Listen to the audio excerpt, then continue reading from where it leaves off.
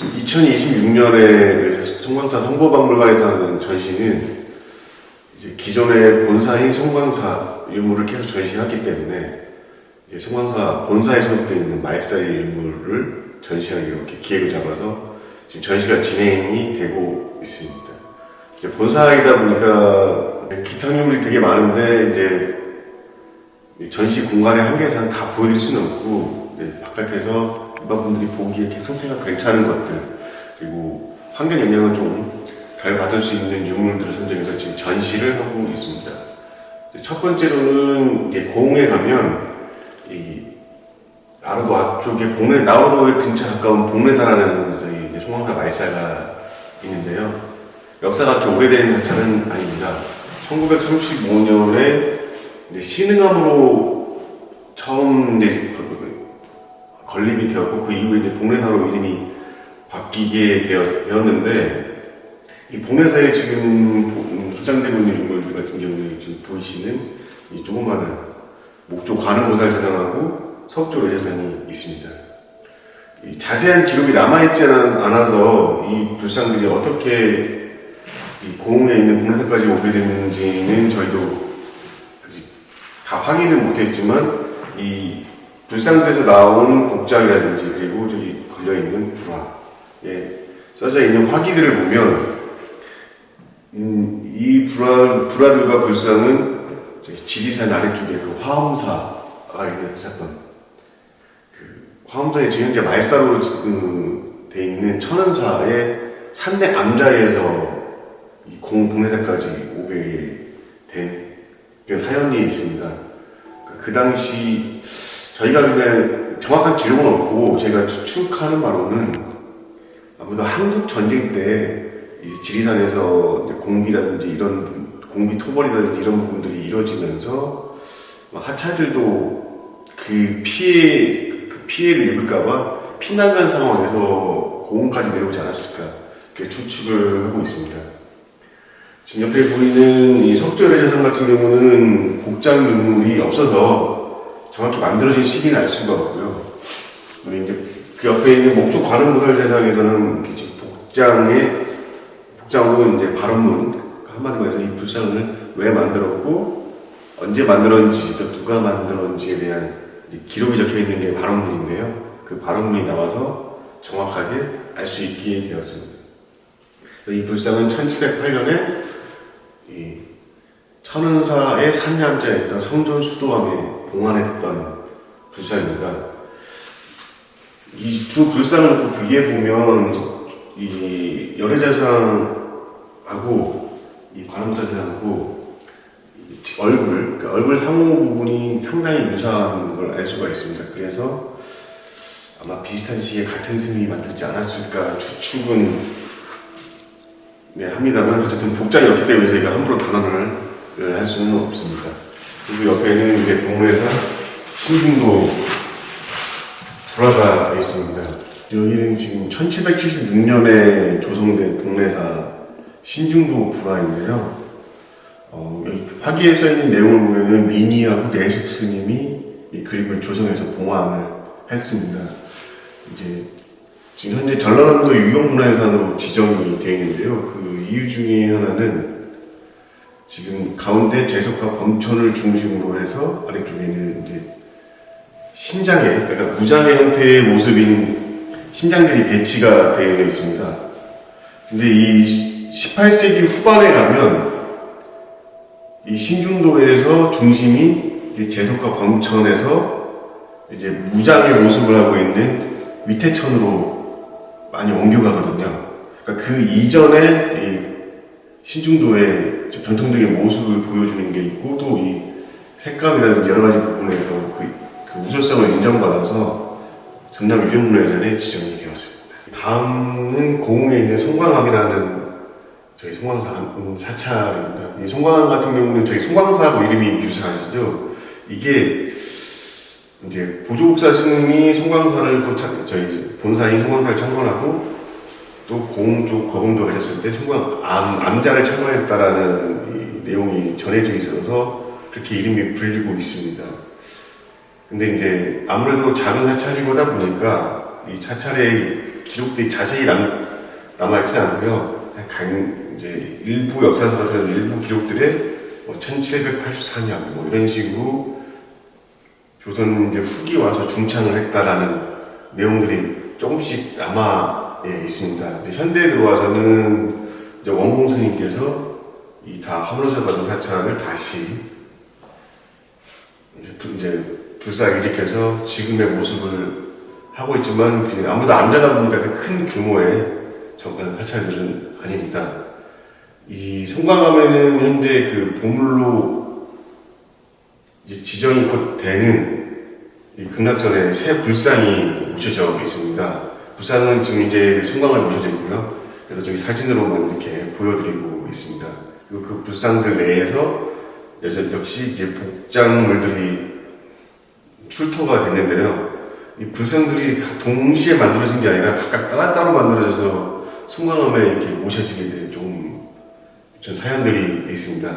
가운데에 모셔져 있는 아미타불은 가장 이르게 만들어졌는데 1680년에 이제 보혜스님과 설탄 스님이 만들었다고 기록은 나와 있습니다. 근데 이 불상이 처음부터 송광암에 모셔졌던 건지 그거에 대한 내용은 이 발원문에는 자세히 안 적혀 있어서 그것까지는 알 수가 없습니다. 그리고 이제 부처님, 아미타불 부처님 기준으로 오른쪽에 있는 이제 대세지 보살 같은 경우는 1709년에 만들어졌는데요. 이 조선 후기에 유명한 조각 스님, 생란 스님이 주도로 해서 그 제자들 9명과 같이 조성된 불상입니다. 이 불상 같은 경우는 원래는 금탑사에 모셔져 있다가 이후에 아마 송광암이 다시 이렇게 중창되고 재건되면서 옮겨와서 모셔진 게 아닐까라고 이렇게 추측을 하고 있습니다. 그리고 이제 왼쪽에 있는 관음보살상은 1726년에 만들어졌습니다. 이 불상 같은 경우는 발원문에 그 기록이 어디서 만들어졌고 봉안됐었는지 기록이 적혀 있는데요. 이거는 이제 고흥에 있었던 문수암에 봉안돼 있었고 당시 이제 하천 스님이 조각을 했었습니다. 이제 아마 문수암이 위치가 송광암하고 거리가 이렇게 엄청 멀거나 그러지 않은 걸 봤을 때는 문수암이 폐찰이 되면서 이 송광암 쪽으로 모셔져서 봉안되지 않았을까 그렇게 추측을 하고 있습니다. 네, 광주 원각사는 송광사 도심사찰의 대표적인 광주광역시에 있는 사찰 중에 하나입니다. 원래 원각사 같은 경우는 송광사의 말사는 아니었고요. 이 송광사 이 건너편에 있는 설암사의 광주 포교당으로 출발을 했습니다. 그래서 1914년에 기림 스님이 포교당을 생각했는데 이후에 이필중 거사가 부모님이 유지를 받들어서 사찰의 중수를 확장을 했고요. 그때부터 시작을 해서 이제 현대에 들어서면서 송광사의 말사로 소속된 이후 이제 송광사 스님들이 대웅전이나 원광 극락전 같은 것들을 불사하면서 지금과 같은 모습을 진행 같은 모습의 사찰이 되었습니다. 그리고 또 단순히 이제 불교의 구심적인 뿐만 아니라 이 5.18이라든지 민주화 항쟁 때는 또 이 광주시와 함께 광주 시민들의 이 마음을 다스려주고 또 이 구심적인 대중 역할도 했던 사찰입니다. 저희가 2024년에 그 극락전에 봉헌되어 있던 목주 아미타 레자상을 조사를 한 적이 있거든요. 그러면서 상당히 좀 놀라게 됐습니다. 지금 보이는 불상인데요. 처음에는 약간 계급이라든지 이런 부분 때문에 조금 그렇게 오래됐을 거라서 판단을 조금 못했던 부분도 있습니다. 이 복장 조사 결과 나오는 내용을 보니까 1646년에 이제 해심 스님 등 세 분이 원래는 저기 무등산에 있는 진강가 아마 증신사 3대 남자였지 않을까 싶기도 한데 진강함에 봉헌했었던 불화입니다. 그 불화 안에서 이제 보시는 그런 금강경 5구라든지 뭐 능엄경, 프렁통 이런 게 상당히 대량 나왔고요. 이것 때문에 작년에 2025년에는 또 학술대회도 했고 현재 국가유산청과 이 국가유산 보물 지정을 위해서 많이 노력을 하고 있는 문화유산입니다. 다음은 고흥금탑사인데요. 금탑사 같은 경우는 신라 시대 때 원효대 스님께서 창건했다라고 설화가 내려오긴 하지만 자세한 기록이 되어 있지는 않아서 그냥 설화로만 내려오고 있습니다. 이 금탑이라는 사찰 이름을 갖게 된 이유는 처음에 창건할 때 사찰에 이제 금으로 만든 탑이 있어서 그렇게 이름이 붙여졌다고 하고요.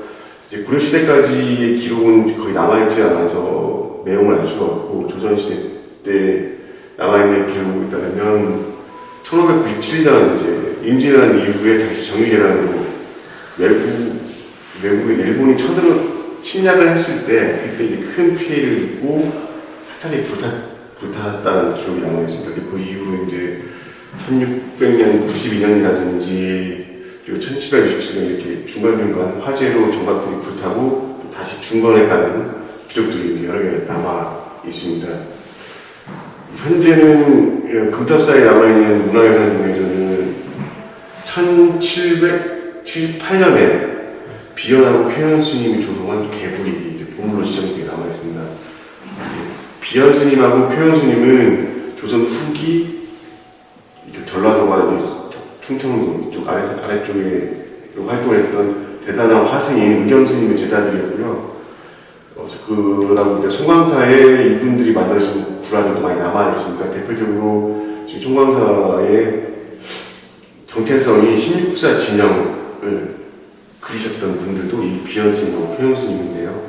그분들의 불화가 남아 있고, 현재 여기 보이시는 거는 이제 그 당시 금탑사에 사용했던 등잔입니다. 이제 옥이 보통은 이제 보석으로서 상품 가치가 높으면 조각도 만들고 반지도 만들고 이런 기금속으로 활용을 하는데, 이제 불순물이 많이 섞여 있는 옥 같은 경우는 이렇게 등잔을 만들어서 사용하고 있습니다. 이러면 실제로 불을 켰을 때 이 빛 비침이 일반 토라든지 등잔보다는 더 이쁘고 괜찮아서 이렇게 만든 사례들이 꽤 많이 나와 있습니다. 그래서 여기 보이는 자그마한 등잔들도 있고, 이 옆에는 옆에 걸어서 쓰는 큰 등잔들도 이렇게 남아 있습니다. 우리가 등잔 생각하면 보통 삭 같은 데에서 나무로 만들었다든지 아니면 청동으로 해서 그런 등잔을 많이 만들다 보니까 그런 등잔만 있는 거라고 많이 오해하시는 분들이 있습니다. 실제로는 이렇게 이 귀금속으로 사용하기에는 불순물이 많이 섞여있는 옥을 깎아가지고 등잔으로도 많이 활용을 했습니다. 아무래도 이 실제로 불을 밝혔을 때 빛 비침 이런 부분들이 아름답게 비친 것도 있어서 이렇게 그 철로 연결시켜서 실제로 그런 걸 사용하는 내용들이 많이 있습니다. 금탑사에서 나왔던 다란이하고 지금 복장란입니다. 복장란이라는 거는 불상에 이제 부처님 안에다가 복장 구멍을 만들어 넣는 것처럼 이제 불화에도 이렇게 복장을 달아야 되는데, 이렇게 주머니를 만들어서 그 안에다가 여러 가지 조선 기록이었는지 이 복장 문구를 집어넣고 만들게 됩니다. 크기라든지 이런 형태를 봐서는 아마 괴물에 걸려 있었던 것이 아닐까 추측은 하지만 지금 내용물은 하나도 없고 이 복장 주머니만 남아 있어서 자세하게 어디에 걸려 있었던지는 저희가 알 수가 없긴 합니다. 내용이 틀렸더라고요. 주머니만 넣고 안에 뭐가 안 들어있어요. 원래 이렇게 집어넣고 빵빵하게 들어가 있는데 이게 다 빠져나간 거죠. 네. 다음 화순 만연사인데요. 만연사는 만연선사 스님이 창건했다라고 이렇게 알려져 있습니다.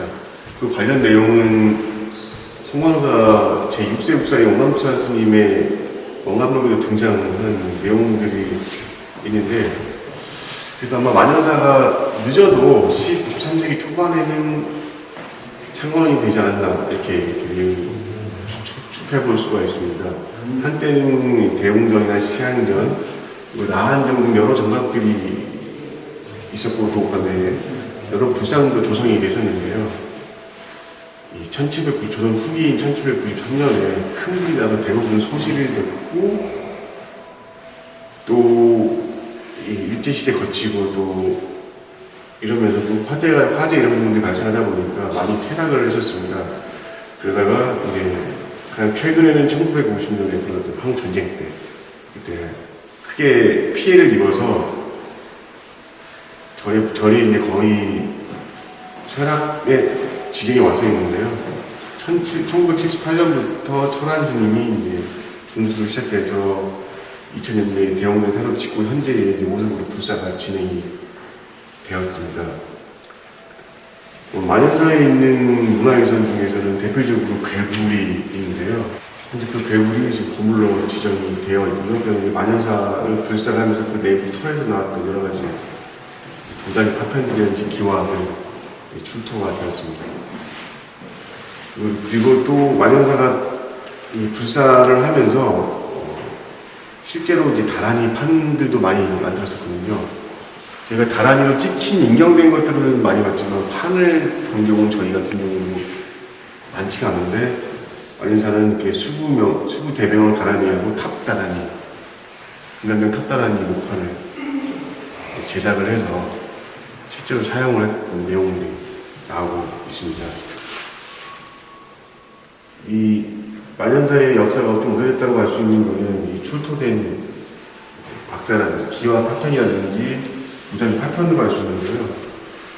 고려시대에 만들어진 것들도 같이 삽적이 있어서 만연사 자체가 오래된 사찰이라는 걸 증명을 해주는 기록으로 담고 있습니다.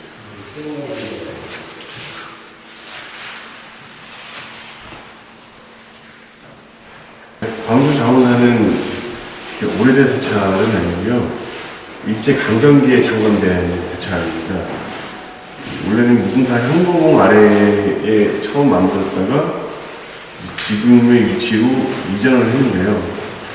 이 자원사 같은 경우는 비구니 스님 등원군 사찰입니다. 1939년에 이제 회원 스님이 머물면서 이제 자원사를 널리 알렸고, 2002년에 2000년대에 들어서면서 현재 위치로 이제 회주인 경준 스님이 이렇게 법당을 차리고 해서 지금과 같은 사찰 모습이 되었습니다. 이 자원사에 모셔져 있는 목조 아미타르 제사는 현재 고물로 지정되어 있는데요. 고려시대 때 조성된 불상입니다. 정확히 처음 만들어진 연대는 알 수가 없습니다. 불상 복장에서 나왔던 발원문에는 이제 고려시대 때인 1388년이라든지 1611년 이렇게 중수도 하고 개국을 했다는 기록이 나와 있지만 처음 만들어진 기록은 안 나와 있어서 정확하게 조성된 시기를 저희가 알 수는 없습니다.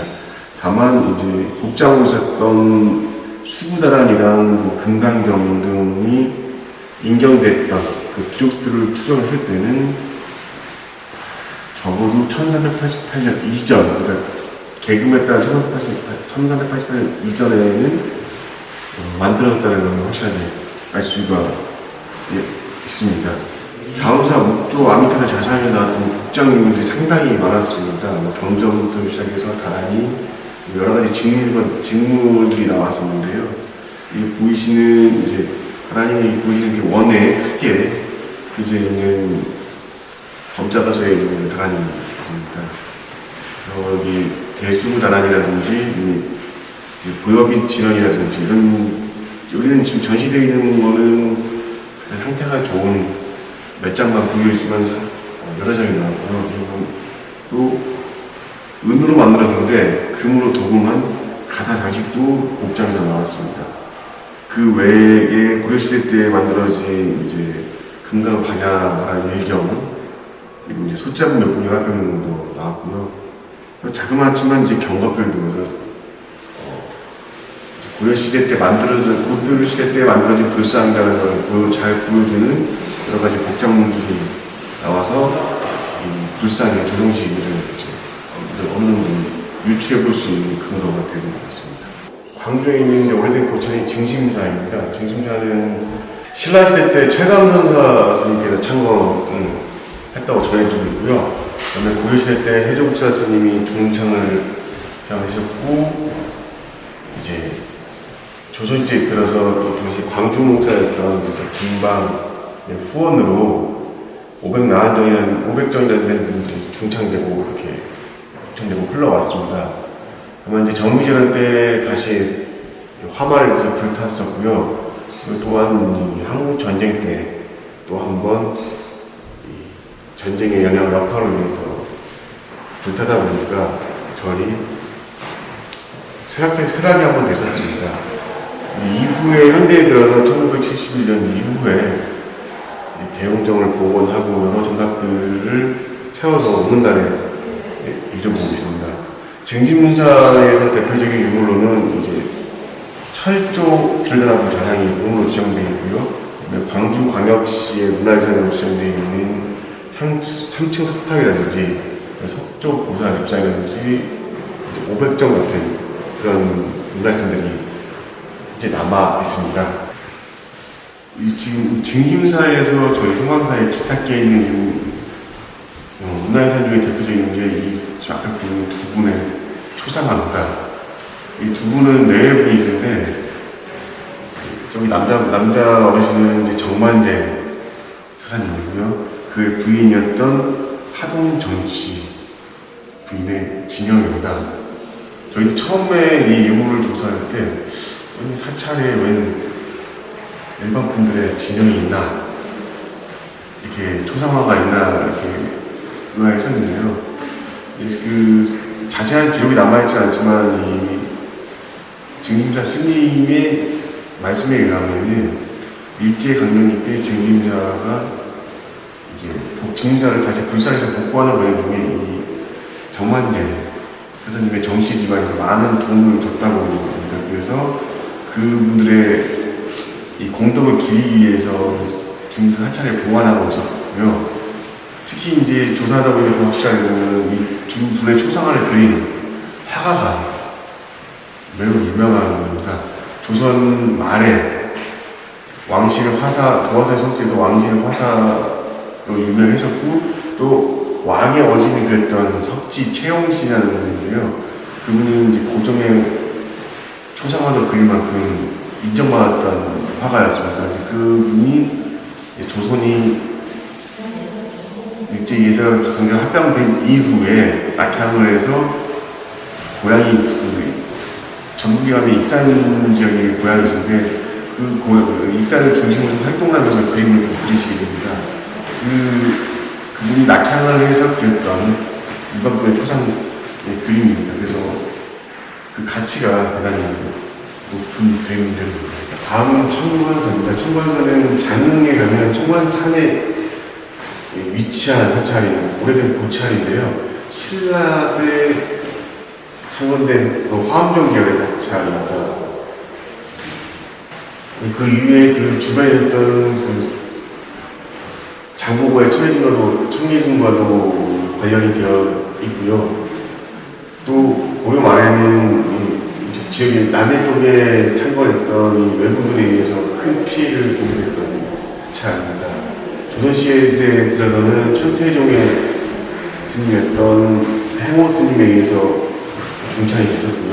그 이후로도 꾸준히 사세를 유지하다가 이제 이후에 점점 쇠락을 하게 됩니다. 청관사 같은 경우는 1996년부터 2015년까지 오랜 시간에 걸쳐서 발굴조사가 진행됐고요. 신라시대부터 조선시대까지 내려오는 사찰의 규모라는 것을 알게 됐습니다. 그래서 청관사 같은 경우는 발굴물이 주로 남아있고요. 현재 청관사 내에 있는 문화유산으로는 3층 석탑이 건물로 지정되어 있고, 그다음에 5층 석탑 같은 경우는 도지정 문화유산으로 지정되어 있습니다. 이 청관사 발굴조사의 결과 여러 가지 백자, 청자, 금청 등 고자기들이 출토가 되었습니다. 이제 청관사에 출토된 유물 중에는 이렇게 안막새 그리고 수막새, 이렇게 치미 등이 나왔습니다.